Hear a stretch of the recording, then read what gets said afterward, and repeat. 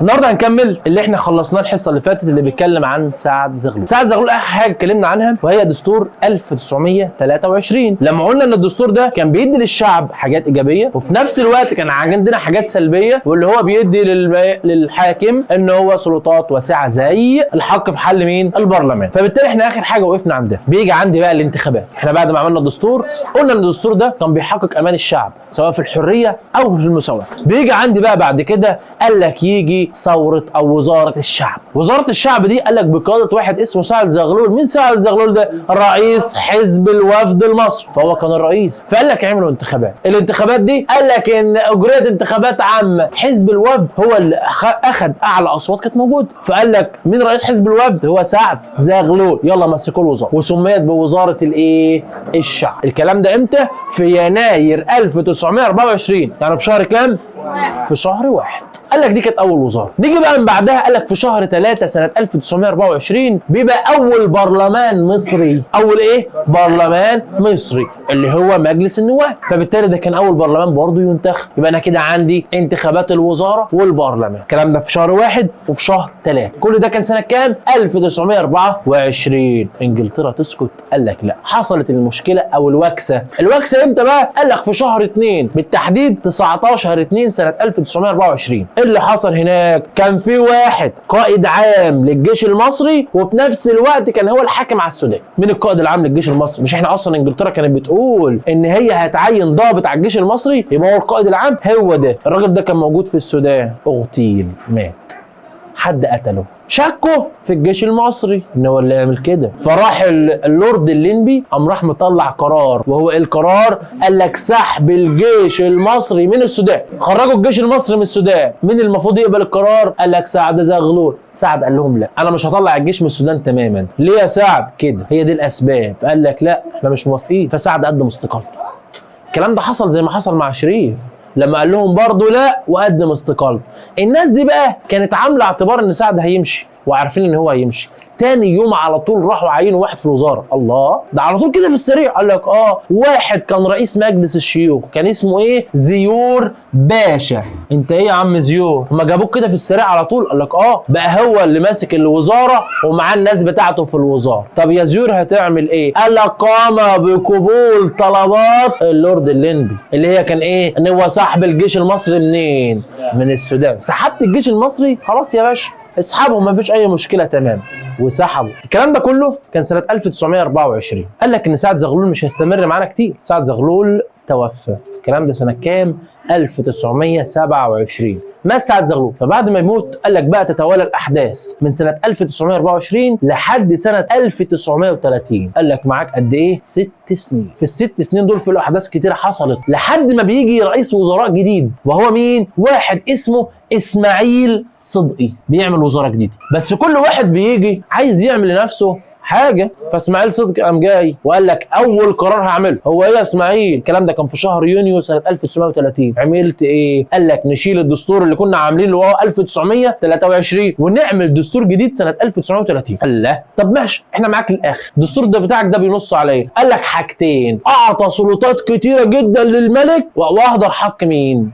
الامه. يا نهار ابيض. الشعب يسكت؟ قال لك لا. الشعب عمل ثورات كتير جدا جدا جدا لحد ما ضغطوا على الملك فؤاد واضطر ان هو يشيل الدستور الجديد اللي هو عامله ويرجع دستور 1900 كام؟ 23. فهمت؟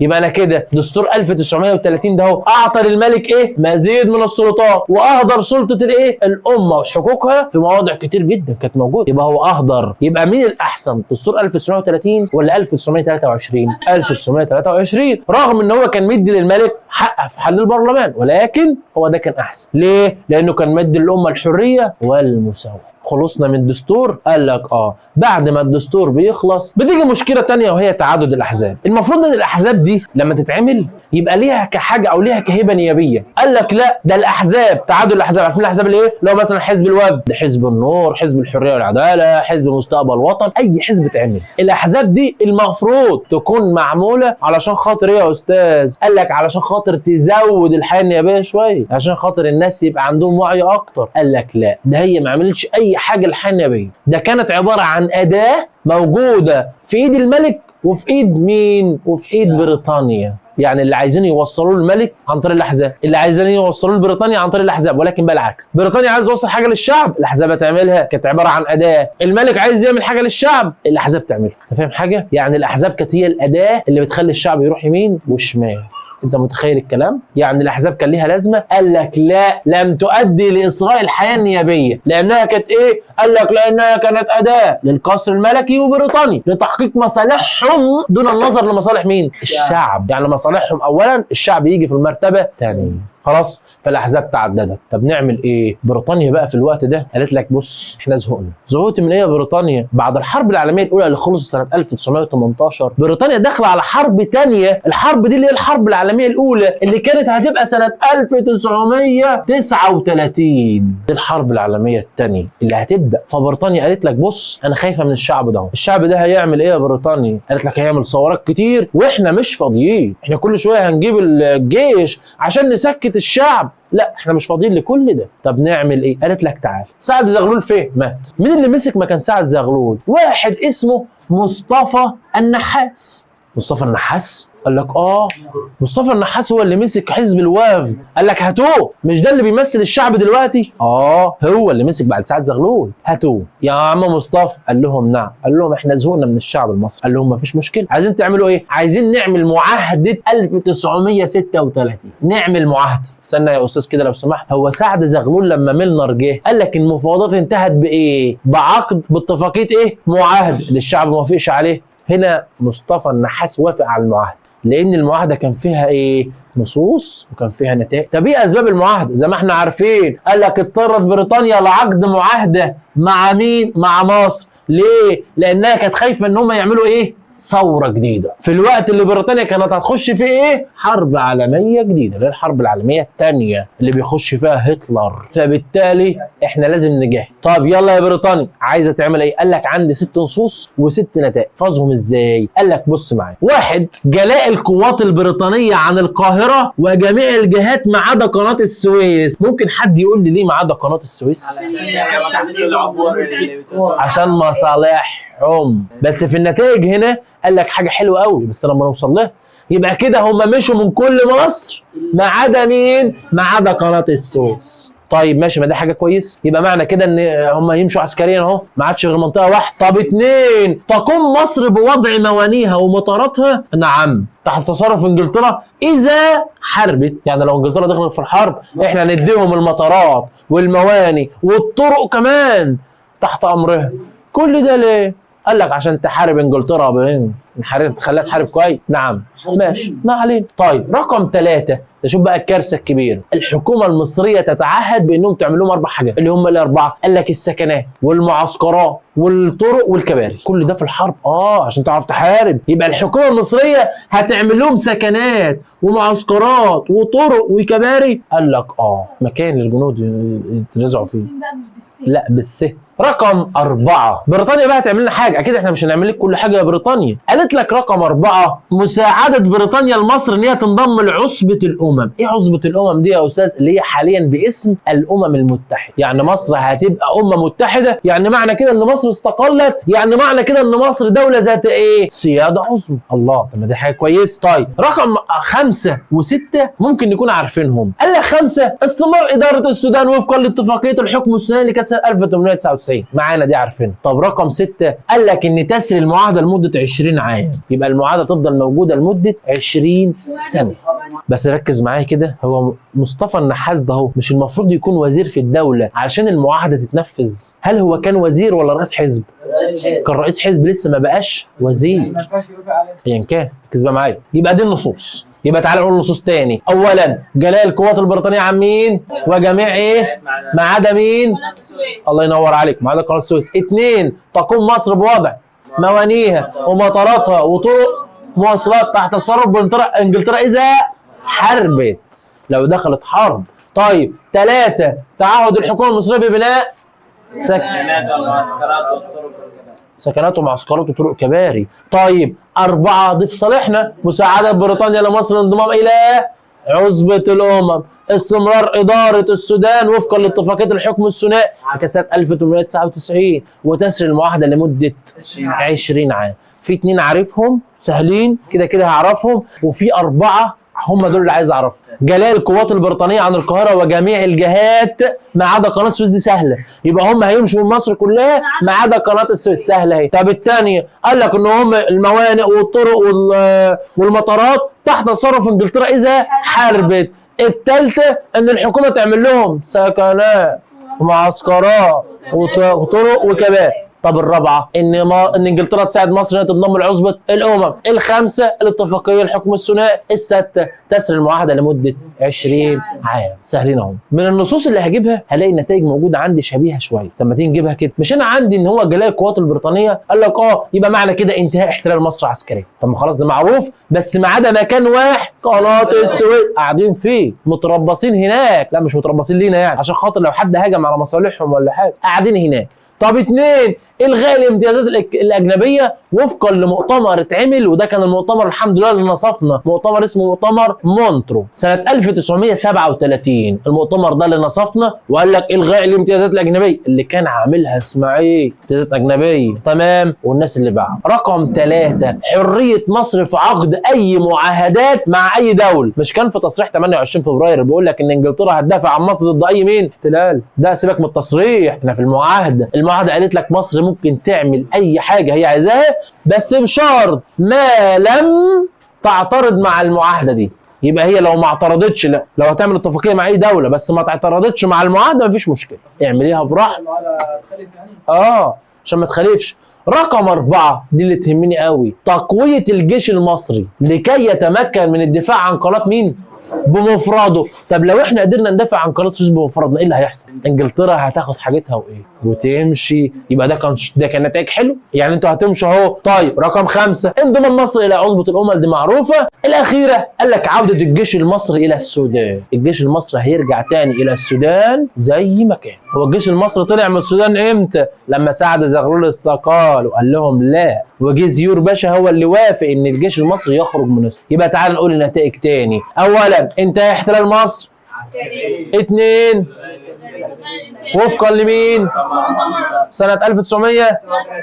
3 مع الدول الأخرى ما لم المعاهدة اللي موجودة. 4 لكي يتمكن من الدفاع عن. طب لو دافع عن قناة السويس انجلترا هتمشي. 5 انضمام مصر الى عصبة كدولة مستقلة ذات سيادة. اوعى تنسى دي. لا دولة كبيرة، دولة عظمى.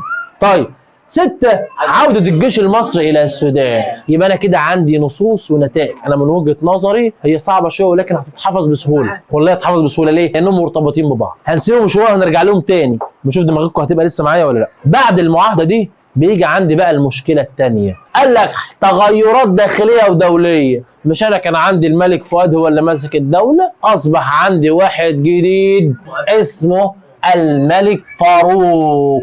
عارفينه حافظينه. يا فاروق هتعمل ايه؟ قال لك الملك فاروق اول ما مسك الدولة زاد نفوذه قوي. يبقى زاد نفوذ القصر الملكي امتى؟ اول ما فاروق مسك مين؟ الدولة. ماشي يا فاروق، الله ده انت راجل محترم. طب ايه كمان؟ قال لك تحول بقى. شفت بقى الحته اللي هتحصل دي؟ انجلترا مش كانت محتليانا؟ قال لك تحولت العلاقه ما بين انجلترا ومصر من احتلال الى تحالف. بس ايه ده؟ استنى بقى، هو انا دلوقتي انا وانت اعداء، فجيت لك دلوقتي احنا زعلانين من بعض بقى وكل شويه بنشتم بعض، فجيت لك في مره قلت لك حكى لا يا احمد ما تزعلش وبقينا اصحاب.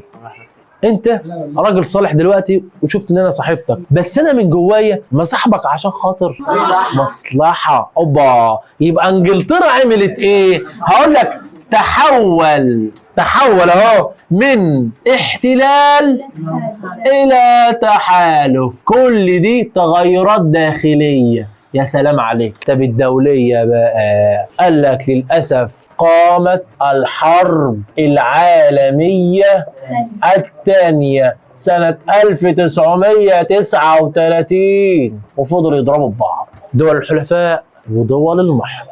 الله عليكم. فبالتالي ضربوا بعض. خلاص فقامت الحرب، بس المره دي بقى يا انجلترا قالت لهم نعم انت مش كنت عاملين لنا معانا تحالف؟ قالت لك اه ده انت حبيبي. طيب ممكن بقى شوف بقى انجلترا كانت مصاحبانا عشان خاطر ايه؟ انجلترا قامت رايحه للملك فاروق وقالت له يا فاروق، قال لها نعم، قالت له ممكن لو سمحت حاجه صغيره خالص، يعني انت مش تعمل اي حاجه، انت بس هتعلن الحرب على دول المحور بس. الاثنين فاروق ما رضاش. بس يعني انتوا عايزين نعلن الحرب على دول المحور؟ ده ايه الجبروت ده؟ فقام راح جه الملك فاروق قال لهم ايه؟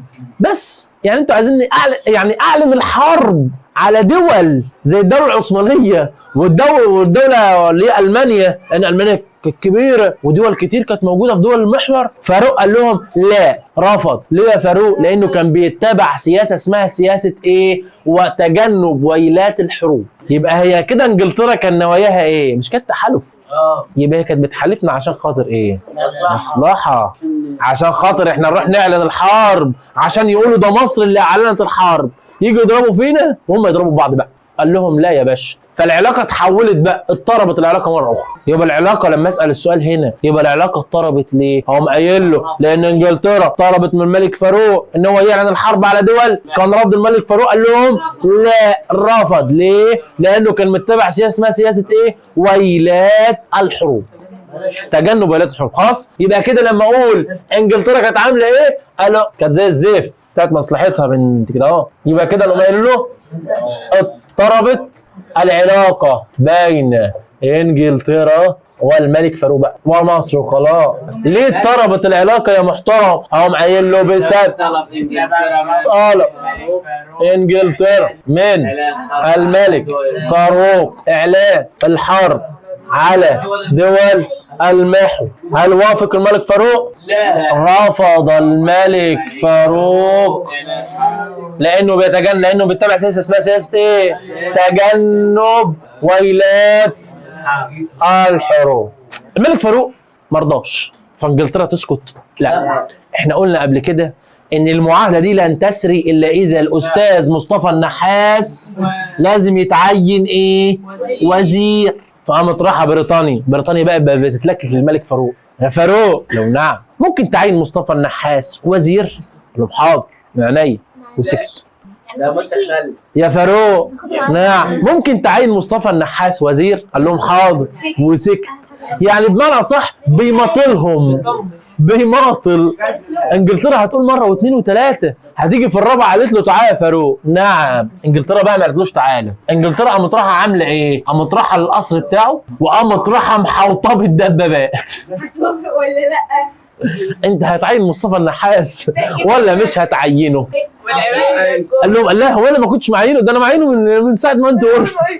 يبقى اسباب الحادثه دي ايه؟ مماطله الملك فاروق في تعيين مصطفى مين؟ النحاس. غصب عنه يعني؟ غصب عنه. فاضطر بقى. كانت النتائج ايه؟ قال لك اضطر ان هم بعد ايه؟ بعد ما بعتوا له الدبابات يحاصروه، اضطر ان هو يوافق على تعيين مصطفى باشا مين؟ النحاس. واول ما مصطفى تعين قال لك المعاهده اتعملت، صارت المعاهده، فمصطفى النحاس اصبح ايه؟ وزير من الوزراء بقى اللي كانوا موجودين. فبالتالي المعاهده اشتغلت. الحادثه دي كانت امتى؟ قال لك الحادثه دي سميت بحادثه 4 فبراير سنة 1942. عملوا ايه الحادثة دي؟ قال لك اسبابها مش لازم نكتبها بقى، اسبابها واحداثها قلناها ونتائجها قلناها، ان هو اضطر الملك فاروق. يبقى اسبابها ايه؟ هقوم قايل له مماطلة الملك فاروق في تعيين مصطفى النحاس. احداثها حاصرت انجلترا قصر عابدين بالدبابات، هو كان في قصر عابدين. خلاص النتائج اضطر الملك فاروق ان هو يوافق على تعيين مصطفى النحاس. مصطفى النحاس اصبح وزير. يلا يا مصطفى يا حبيب. قال لهم نعم. قال لهم يلا انت بقيت وزير. قال لهم هيصه. يبقى ديت الايه؟ الحادثه. القضيه بقى، بس هم ايه قضيه القضيه؟ خليكم فاكرين ان مصطفى النحاس اصبح اللي حصل ايه؟ مصطفى النحاس اول ما مسك، احنا قلنا مصر انضمت الى عصبه، كانت فين؟ مصر انضمت الى عصبه الامم. فاحنا رحنا جمعنا القضيه كلها، كل القضيه رحنا جمعناها ورحنا لمجلس الامن بتاع الامم. فمجلس الامن قام قايل ايه؟ هات القضيه دي، قضيتكم يا مصر. قال لك قضيه كبيره. قال لهم ده انا لازم انظر فيها نظره قويه واول ما مصر مشت قال لهم مش دي قضيه مصر، احنا هننظر فيها كلنا ان شاء الله باذن الله. يعني معنى اصح ان هو تركها معلقه. يبقى احنا سنه 1947 جبنا القضيه الكامله ووديناها عند ايه؟ مجلس الامن اللي كان موجود. مجلس الامن راح عمل ايه؟ قال لك علق القضيه، خلاها معلقه لحد ما جينا. قال لك بعد كده نيجي بقى في 1951 وبالتحديد في شهر اكتوبر. اللي حصل بقى قال لك ان مصطفى النحاس راح الغى معاهده 1936. نهارك ابيض، مصطفى النحاس الغى المعاهده. دي مشكله، مش هم كانوا عاملين معاهم المعاهده وده كان وزير. قال لك انا لغيت المعاهده. طب نعمل ايه؟ قال لك انجلترا هناك اهي. انجلترا كانت فين؟ في قناه السويس. قال لهم اللي عايز يروح لهم يضرب فيهم يضرب. مين اللي راح ضرب بقى؟ قال لك الفدائيين دول اللي هم مجموعه من الفدائيين اللي هم فداء مصر، الناس اللي كانت عايزه انجلترا تمشي باي طريقه. فالفدائيين قال لك احنا نروح لهم، وفعلا راحوا لهم وقامت معارك كتيره جدا ضد انجلترا في الوقت ده اهو. لحد ايه؟ قال لك احنا كنا مستنيين بس حد يضرب. قال لك ان الحكومه كمان راحت اتبعتت ايه؟ الشرطه المصريه تضرب مع الفدائيين، وفعلا بداوا يضربوا في بعض. انجلترا تسكت؟ اكيد لا. طب ما انت وديت الفدائيين وبعد كده وديت الشرطه. قال لك قال لك تعالى بقى، هو احنا مش هنسكت؟ هو انتوا مفكرين ان انجلترا هفق؟ لا مش هفق، بس احنا المهم انجلترا قامت رايحه عند مبنى الاسماعيليه حصرت المبنى ده، مبنى محافظه اسماعيليه.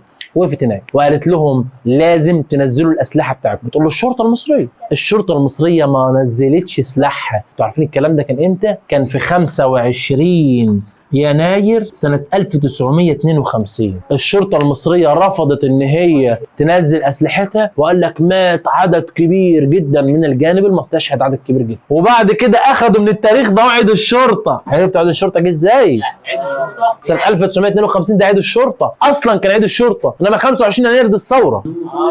يعني هو كان كل سنة كانوا بيحتفلوا بعيد الشرطة مش بعيد الثورة، فعشان كده يقول لك عيد الثورة وعيد الشرطة كمان. تمام؟ عشان خاطر استشهد عدد كبير جدا في المعركه اللي حصلت ما بين الشرطه وما بين مين؟ وما بين الجنود اللي كانت موجوده. ده مش بس كده، ده قال لك حصل في اليوم ال 26 حصل حريق كبير جدا في القاهره، سمي بحريق القاهره. فاضطرت بقى بعد كده يظهر عندي ثوره 23 يوليو سنه 1952، ودي الثوره اللي هتخلي انجلترا تخرج بره مين؟ بره مصر. وبكده نكون خلصنا الحمد لله التاريخ كاملا